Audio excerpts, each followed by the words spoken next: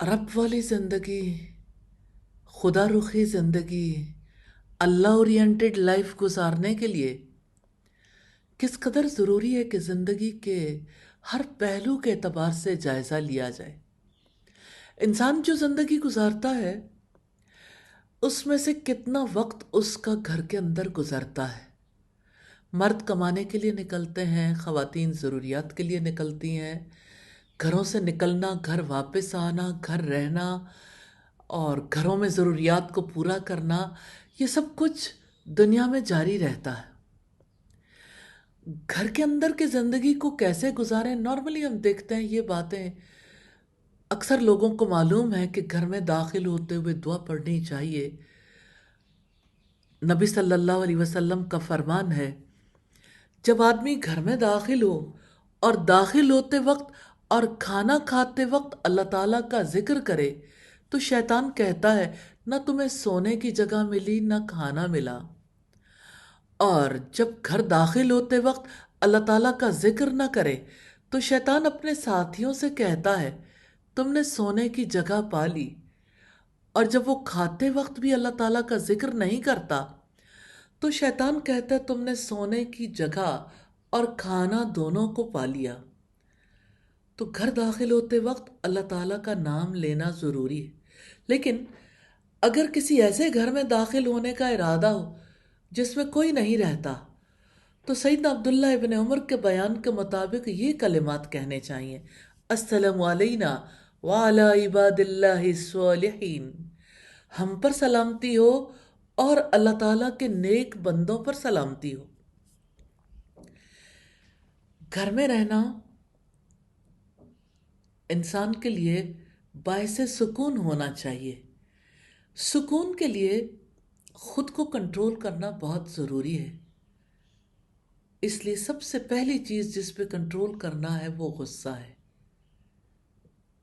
کیونکہ انسان out of control ہوتا ہے تو پھر کوئی معاملہ بھی سیدھا نہیں رہتا۔ یاد رکھیے گا گھر والوں کے ساتھ نرمی اور مہربانی سے پیش آنا لازم ہے۔ نبی صلی اللہ علیہ وسلم نے فرمایا ان اکمل المؤمنین ایمانا احسنهم اخلاقا والطفهم بأہلہ، ایمان میں کامل ترین شخص وہ ہے جو زیادہ اچھے اخلاق والا ہے اور اپنے گھر والوں کے ساتھ شفقت اور مہربانی کرنے والا ہے۔ نبی صلی اللہ علیہ وسلم نے ہر معاملے میں حسن سلوک، اچھا برتاؤ، احسان کرنے کا حکم دیا۔ آپ نے فرمایا جس شخص میں 3 خوبیاں ہوں گی اللہ تعالیٰ اسے اپنی رحمت سے ڈھانپ لے گا اور اسے جنت میں داخل کرے گا۔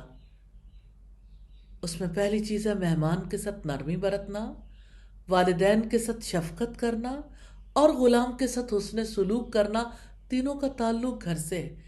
آج کل غلام نہیں ہوتے، ملازم ہوتے ہیں، خادم ہوتے ہیں، وہ بھی حسن سلوک اور اچھے برتاؤ کے مستحق ہے۔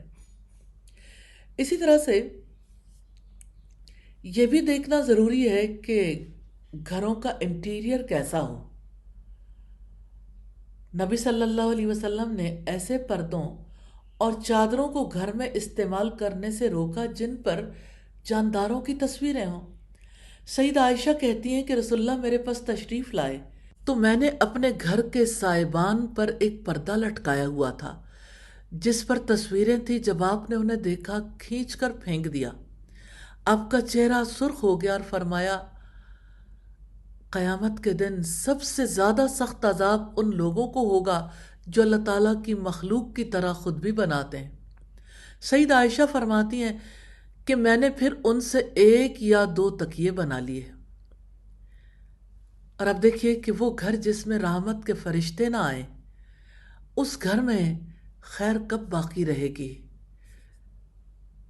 نبی صلی اللہ علیہ وسلم نے فرمایا جس گھر میں کتا اور جاندار کی تصویر ہو اس میں فرشتے داخل نہیں ہوتے۔ ایک دوسری روایت کے الفاظ ہیں جس میں کتا اور مورتیاں ہوں، تو فرشتے کتے اور تصویر کی وجہ سے گھروں کے اندر نہیں آتے۔ ہاں شکاری کتا یا حفاظت کرنے والا کتا اس سے مستثنا ہے۔ اسی طرح ہم دیکھتے ہیں گھر قائم ہوتے ہیں نکاح سے، شوہر اور بیوی کا جو آپس کا تعلق بنتا ہے۔ اس لیے گھر بنانے کے لیے جب کوئی نکاح کرے تو اسے چاہیے کہ اپنی طاقت کے مطابق گھر کو سجائے بنائے۔ جب سیدنا جابر بن عبداللہ نے شادی کی تو نبی کریم نے پوچھا حل اتخذتم انماتن، تم نے جھالردار چادریں لی ہیں؟ سیدنا جابر کہتے ہیں میں نے عرض کیا ہمارے پاس جھالردار چادریں کہاں سے آئیں؟ آپ نے فرمایا جلد ہی میسر ہو جائیں گی۔ سبحان اللہ، سبحان اللہ۔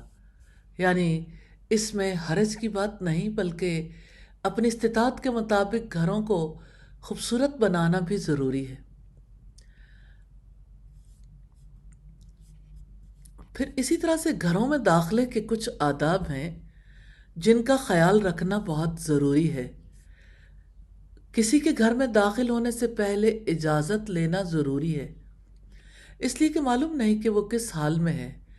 کوئی کسی کے گھر میں براہ راست داخل نہ ہو اور نہ جھانکے، کیونکہ آپ نے گھر والے کو اجازت دی ہے کہ وہ جھانکنے والے کی آنکھ نکال دے۔ استغفر اللہ۔ اور گھر میں داخل ہونے سے پہلے 3 دفعہ اجازت لی جائے۔ آپ کا فرمان ہے اجازت 3 مرتبہ ہے۔ اگر تمہیں گھر والا اجازت دے تو ٹھیک، ورنہ واپس چلے جاؤ۔ اور گھر میں داخل ہونے کے لیے اجازت طلب کرتے وقت دروازے کے سامنے کھڑا نہیں ہونا چاہیے۔ سیدنا عبداللہ ابن بصر بیان کرتے ہیں نبی کریم جب کسی دروازے پر اجازت کے ارادے سے آتے تو دائیں یا بائیں کھڑے ہوتے، اگر اجازت مل جاتی تو داخل ہو جاتے، ورنہ تشریف لے جاتے۔ پھر گھر میں اللہ تعالیٰ کا ذکر، نفل نمازوں کی ادائیگی، سنتیں پڑھنا، قرآن مجید کی تلاوت کی عادت بنانی چاہیے۔ خواتین کو تو فرض نمازیں بھی ادا کرنی چاہیے۔ ظاہر ہے کہ وہ مسجد میں جا کر فرض نمازیں پڑھنے سے مستثنا ہے، پڑھیں تو اس کا اجر ہے۔ سورہ البقرہ کی تلاوت کرنی چاہیے کیونکہ اس سے شیطان گھر سے بھاگ جاتا ہے اور اللہ تعالیٰ کے ذکر سے گھر روشن ہو جاتا ہے۔ نبی صلی اللہ علیہ وسلم کا فرمان ہے مثل البیت الذی یذکر اللہ فیہ والبیت الذی لا یذکر اللہ فیہ مثل الحی والمیت۔ وہ گھر جس میں اللہ تعالیٰ کا ذکر کیا جاتا ہے اور وہ جس میں اللہ تعالیٰ کا ذکر نہیں کیا جاتا، ان دونوں کی مثال زندہ اور مردہ جیسی ہے۔ اور ایک اور حدیث میں ہے کہ اپنے گھروں کو قبرستان نہ بناؤ، شیطان اس گھر سے بھاگ جاتا ہے جس میں سورہ البقرہ پڑھی جاتی ہے۔ اور آپ صلی اللہ علیہ وسلم نے نوافل کی ترغیب دیتے ہوئے فرمایا صلوا فی بیوتکم ولا تتخذوها مقابر، اپنے گھروں میں نماز پڑھا کرو، انہیں قبرستان مت بناؤ۔ یہاں اس سے مراد نفلی نمازیں، کیونکہ فرض نماز تو مسجد میں جماعت کے ساتھ پڑھنی ضروری ہے۔ پھر گھر میں رہتے ہوئے شوہر بیوی کو ایک دوسرے کے حقوق کا خیال کرنا چاہیے۔ جوائنٹ فیملی میں والدین ہیں اور اسی طرح سے دیگر رشتہ دار ہیں، بہن بھائی بھی ہو سکتے ہیں، تو ان کے حقوق کا خیال رکھنا چاہیے۔ اپنی اولاد کی تربیت کرنی چاہیے، انہیں اسلامی آداب اخلاق سکھانے چاہیے، توحید سکھانی چاہیے، انہیں عبادت کا شوق دلانا چاہیے، انہیں اللہ تعالیٰ کی، اس کے رسول کی، قرآن مجید کی، سنت کی، دین کی محبت سکھانی چاہیے۔ اور اولاد میں کوئی بھی چیز تقسیم کرنی ہو تو عدل سے کام لینا چاہیے۔ نبی صلی اللہ علیہ وسلم شوہر کو بیوی کے بارے میں ذمہ داری کا احساس یوں دلاتے ہیں ان تطعمھا اذا طعمت، جب آپ خود کھاؤ اسے بھی کھلاؤ، وتکسوھا اذا اکتسیت، جب آپ خود پہنو اسے بھی پہناؤ، ولا تضرب الوجہ، اور اس کے چہرے پر مت مارو، ولا تقبح ولا تہجر الا فی البیت، اور اسے برا بھلا مت کہو، اور اسے اگر جدا کرنا ہو تو گھر ہی میں رکھ لو، یعنی غصے میں آ کر گھر سے باہر نہ نکالو۔ اسی طرح آپ صلی اللہ علیہ وسلم نے فرمایا اعدلوا بین اولادکم، اعدلوا بین ابنائکم، اپنی اولاد کے درمیان انصاف کرو، اپنے بیٹوں کے درمیان انصاف کرو۔ اسی طرح اولاد کی تربیت کے بارے میں فرمایا اکرموا اولادکم واحسنوا ادبہم، اپنی اولاد کو عزت سے رکھو اور انہیں خوب ادب سکھاؤ۔